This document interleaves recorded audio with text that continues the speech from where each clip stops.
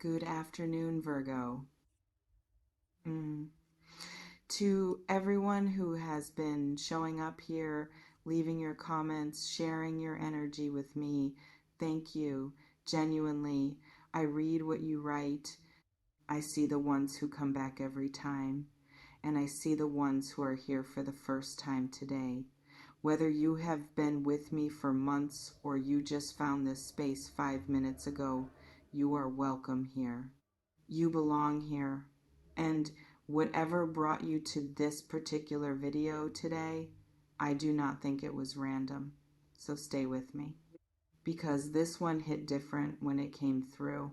If you saw this title and something in your chest just dropped, if something in you went quiet or sharp or suddenly very awake, then stop. Do not scroll. This is for you. Someone is unraveling over you, not dramatically, not obviously, not in the way they would ever let you see directly, but underneath the surface of whatever has been happening between you and this person, there is a kind of chaos happening in them that they are barely holding together. And the cause of that chaos is you, your absence, your silence, the space you have left or are leaving, the version of you they can no longer reach the way they used to. And I want to talk about what that actually means. Not for them, for you. Because here is the thing about someone having a meltdown over you.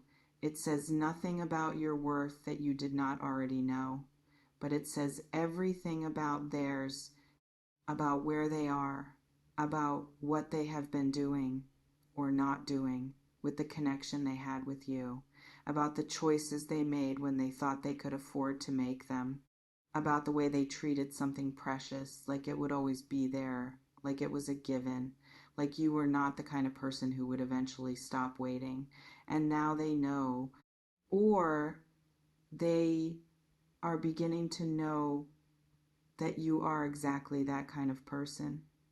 This person has been operating from a place of assumption, maybe for a long time. The assumption that you would stay, that you would absorb whatever they gave you or did not give you and still be there, that your patience was unlimited, that your love or your presence or your investment was so deeply planted in them that it could survive anything, any neglect, any inconsistency, any version of them that was careless with you. And you were patient, maybe too patient, maybe you held on longer than felt comfortable because you genuinely believed in what this could be. Maybe you kept showing up when showing up was hard because the potential of it felt worth the cost. Maybe you loved the version of them that was possible even when the version of them that was present was falling short. That is not weakness. That is a particular kind of love that not everyone is capable of.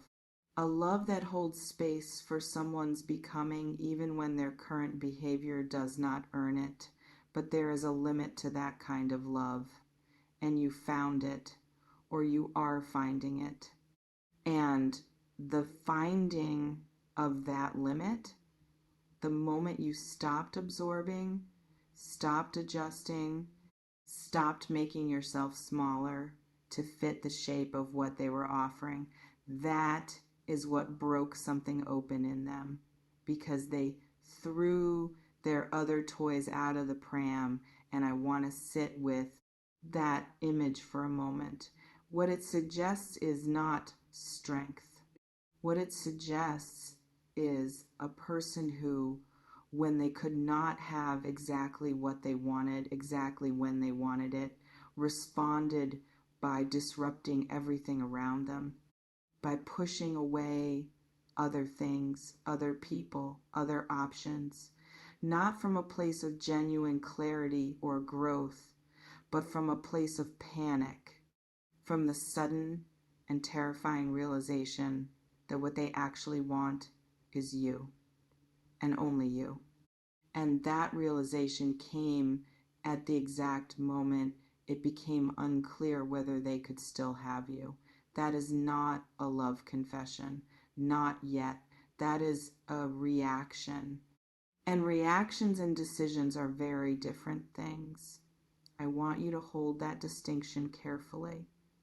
Because when someone reaches this point, when the composure cracks and the real feeling underneath finally shows itself, it can be very easy to rush toward them, to feel the pull of being chosen, finally, loudly, unmistakably, to interpret the chaos they are in as proof of the depth of their feeling. And maybe the feeling is real. Maybe it has always been there beneath the surface. But feeling something deeply and being ready to act on it with consistency, with integrity, with the kind of presence you actually deserve, those are not the same thing. And that distinction matters enormously right now. So what is actually happening energetically for this person, what I sense, and I want to be clear, this is what I sense, not what I am certain of, because I am never certain. This is always a reflection and not a verdict. What I sense is a person who may be in the middle of a reckoning, a moment where the gap between what they have been doing and what they actually feel has become difficult to ignore, where the distance they were maintaining, maybe for comfort, maybe for fear, maybe out of a kind of emotional laziness, might be collapsing. And in that collapse, they could be seeing clearly, possibly for the first time in a while, what actually matters to them. That is not nothing. A reckoning is not nothing. But the question that matters for you is not whether they might be having one.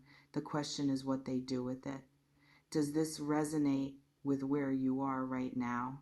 Have you been watching someone realize your value, maybe almost too late, and not knowing what to do with what they are showing you? I would love to hear from you in the comments, because I think a lot of you are navigating something very tender right now, and you do not have to do it alone. Now, I want to speak to you directly about you, not them, because you have been carrying something, not just this situation, something older, a pattern maybe of being the one who stays, the one who holds, the one who gives the benefit of the doubt past the point where the doubt has already made itself very clear, a pattern of loving people and their potential when their reality was asking you to pay attention. And I am not saying that to judge you. I am saying it because I think part of what is happening in this situation, part of why it carries the weight it carries, is that it is touching something deeper than just this one person. It is touching the part of you that has been learning slowly and sometimes painfully where your limits are, what you will accept and what you will not, who you are when you are no longer willing to shrink.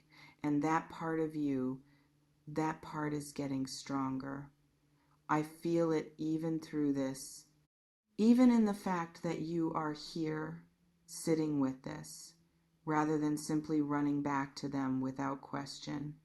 That steadiness is newer than it used to be, and it is worth noticing. I want to speak now about what I feel for your energy going forward. And I hold all of this lightly as a possibility rather than a certainty, because that is the only honest way I can offer it. There may be a moment coming, a point of contact that feels different from the ones before, not because everything is suddenly resolved, but because something on both sides might have shifted enough that a different kind of exchange becomes possible. One that is more honest, more direct, less defended. Whether that moment comes soon or whether it takes more time, I cannot say. Whether you initiate it or whether they come to you, I do not know. But the energy around this does not feel closed to me. It feels like it could still be in motion, still working something out. What you bring to that moment, whenever it may come, is what matters most. And what I feel you bringing to it is a version of yourself who has done enough of this internal work, enough of this sitting with confusion and grief and longing, that you would not arrive desperate. You might arrive knowing what you want, knowing what you will and will not accept, knowing that whatever happens, you are okay, not because the outcome is guaranteed, but because you have built enough of a relationship with yourself through all of this that you no longer need the outcome to define you. That is a very different position to be in than where you started. There is something else I have not yet said that needs to be said about the way you have been processing this internally, because I think there has been a version of you, maybe for weeks, maybe longer, that has been going back and forth, not just about this person, but about your own judgment, about whether the way you see things is accurate or whether you have been projecting, hoping, misreading. That self-doubt is something I want to speak to directly. When someone runs hot and cold, when they give you just enough to keep you close but not enough to make you feel truly secure, one of the quiet side effects is that you begin to question your own perception. You begin to wonder whether what you are feeling is real or whether you are being too sensitive, too attached, too much. You begin to audit your own responses and find them somehow excessive compared to the calm or the distance they seem to be maintaining.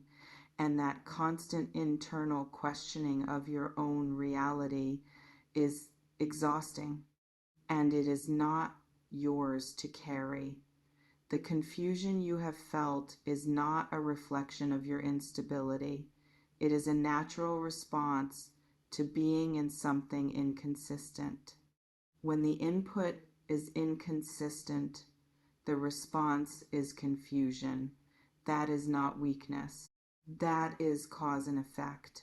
And here is something worth considering gently, without judgment. The very fact that this person may be in some form of meltdown right now, the very fact that the removing or distancing of your energy seems to have produced this level of reaction in them, that could be information. That could be confirmation that your perception was not wrong, that what you felt between you was not imagined, that the thing you were trying to hold on to was real, even when their behavior made it seem like it was not. You were not too much. You were not inventing something out of longing. You were feeling something real, and so were they. They were just, for whatever reason, not ready or not willing to meet you in it fully until now, until maybe now. I want to speak now to the part of you that still loves this person. That has never actually stopped. That has been watching all of this unfold with a heart that is neither fully open nor fully closed, but somewhere in the aching middle. That love is not a flaw. It does not mean you have failed to protect yourself or that you are not growing. Love does not follow the same timeline as healing. It does not disappear on schedule. It does not respect the decisions you make in your most grounded moments when you are sitting alone and certain you are done. It comes back, it resurfaces in the quiet, in the unexpected moments, in the way a particular quality of light reminds you of something and suddenly the whole thing is present again like it never left. That is human, completely, entirely human, and you do not have to rush past it. You do not have to perform a version of healing that looks cleaner or faster than the one you are actually living. You are allowed to love someone and still hold your ground. You are allowed to care deeply and still require more than they have been giving. You are allowed to hold the door open a crack while also requiring that they actually walk through it with something real. Those things are not contradictions. They are the truth of a person who has learned through genuine experience that love without integrity is just longing, and that you deserve both the love and the integrity together at the same time. So, as I close this reading today, I want to leave you with this. You are not waiting anymore, not in the old way. Even if it feels like waiting, even if nothing has resolved yet, even if you are still in the middle of it all, the quality of the waiting has changed. You are not waiting from a place of not enough.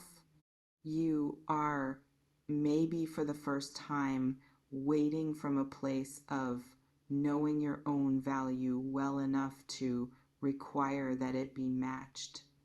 That is not passive. That is one of the most powerful positions a person can stand in. And whoever this is, whatever might happen next between you, they feel that, even if they cannot name it. Even if all they know is that something is different, that you are different, that the dynamic has shifted in a way that no longer works the way it used to, they feel it. And that might be exactly why they are where they are right now. You did that not by playing a game, not by following a strategy, but by genuinely growing into someone who knows what they are worth. Hold on to that. Whatever comes next, I will see you in the next one.